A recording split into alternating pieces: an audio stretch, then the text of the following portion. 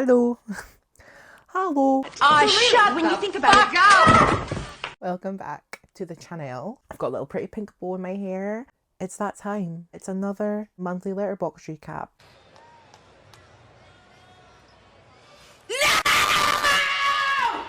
No! But this video will be a bit short because I didn't watch many movies in April. We watched 1, 2, 3, 4, 5, 6, 7 films, which isn't very many. I will talk about them, let my opinions be known. So, starting off, we have the Super Mario Galaxy movie. Now, I saw this movie twice. I saw it once with a friend, and then I saw it once.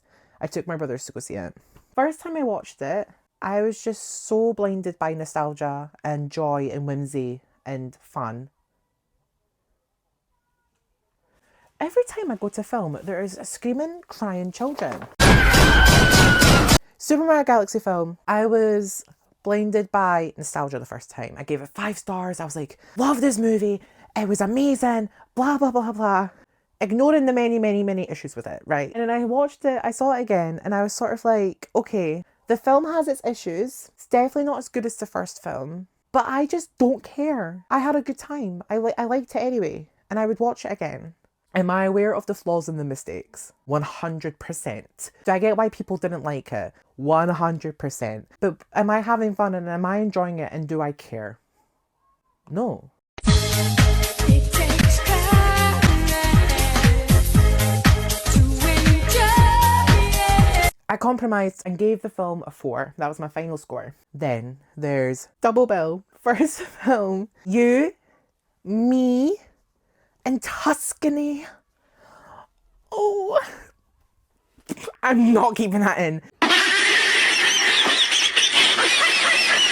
You, Me, and Tuscany. It was fun. Listen, we were sat in a massive cinema screen and there was maybe only me, my friend, and like a few others. It was basically empty. But oh, this film was so fun. I enjoyed it. It's getting added into my Valentine's Day rotation. It was fierce, it was fun. A good time was had, okay? I enjoyed You, Me, and Tuscany. It was great. And then the second film of that double bill was The Drama. Oh, I was stressed. My blood pressure. I mean, you say that because you think that you could. My blood pressure was through the roof. I was on edge. I was nervous. Also, can we just talk about the amount of vomit in this film? The amount of people throwing up, the amount of people being sick. No thank you. I'm not a vomit girl. No. Sorry, I'm reading the thing on Letterboxd. At the bottom of my review for The Drama, I put, all I need though is You, Me, and Tuscany.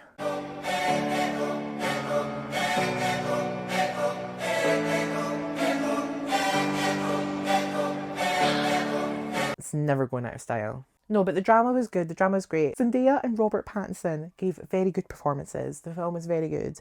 I enjoyed it, loved it very much. It was good. Then we have Mother Mary. It was Mother Mary.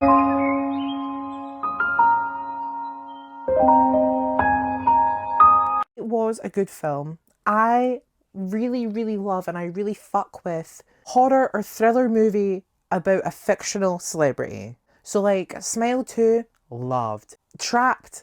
Rachel, listen to me. Your husband is the butcher. Cooper is the butcher.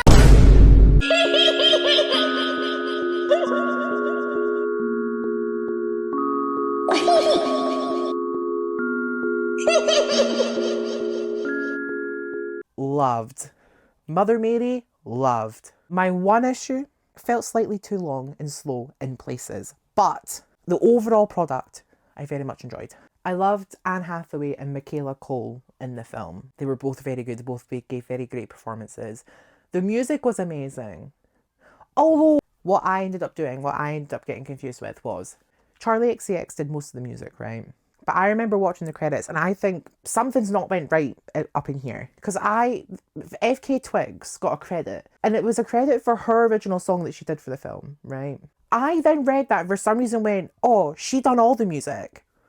Huh? I don't know how I came to that conclusion, but I remember writing being like, oh, FK Twigs did her big one with the music. And then I listened to the music and looked at like who worked on it.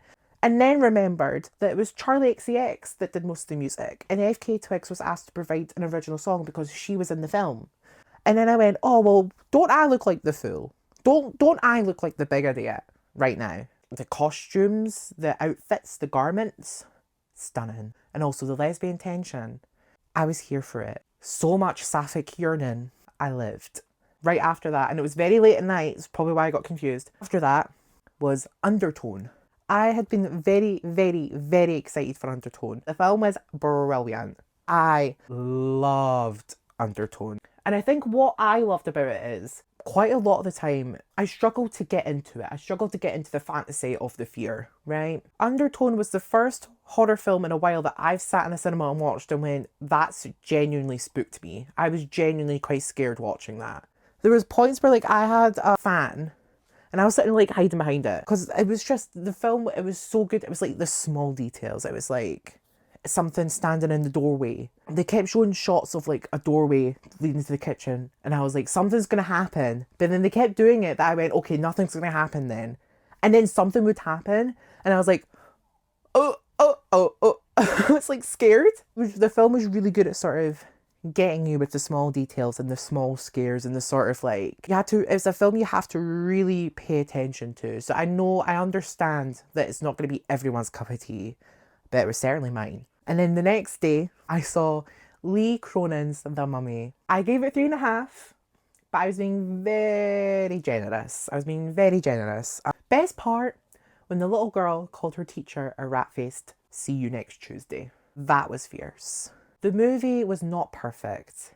It's not going to be in my top 10 of the year. It's not my film of 2026. It was not, But I think people were being a little bit slightly too harsh on the film. I don't think it was like slop and bad and terrible. But I'm not going to stand on the fucking front lines and defend it. I'm not dying on the hill of Lee Cronin's The Mummy's film of the year. There was one part with these CGI wolves, and I kid you not, it was shocking. It was terrible. I was like, they're out of a fucking PlayStation 2 cutscene. They are not in a 2026 cinematic release. You have plucked them straight out of a shitty PlayStation 2 game. I am not having this. No. Lee Cronin, I know you can do better. Okay? It's terrible. It's like 10 seconds in the film. But they're so bad. It's all I could think about. I was sitting there watching, I was going, wait, I need to think about those fucking CGI wolves again, because why did they look like that?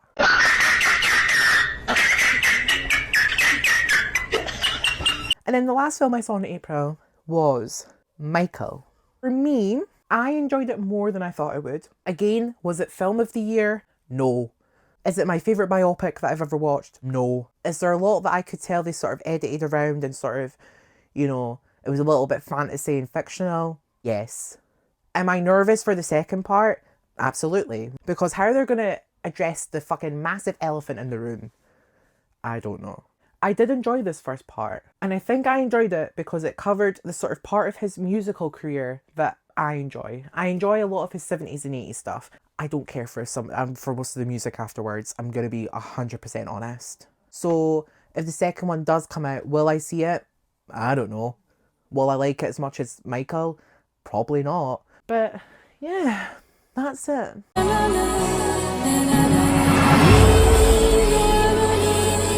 That's what I watched in April.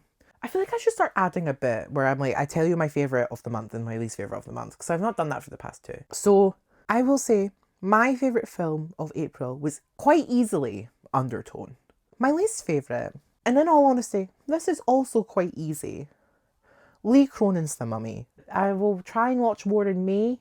Can't guarantee anything. Can't make any promises, but I will try. I hope you all enjoyed. I hope this was fun. And I love you guys. And don't forget to smile. Yeah. Okay, love you guys. Don't forget to smile. I will love you, and I will leave you, and I will see you on the flip side in the next one.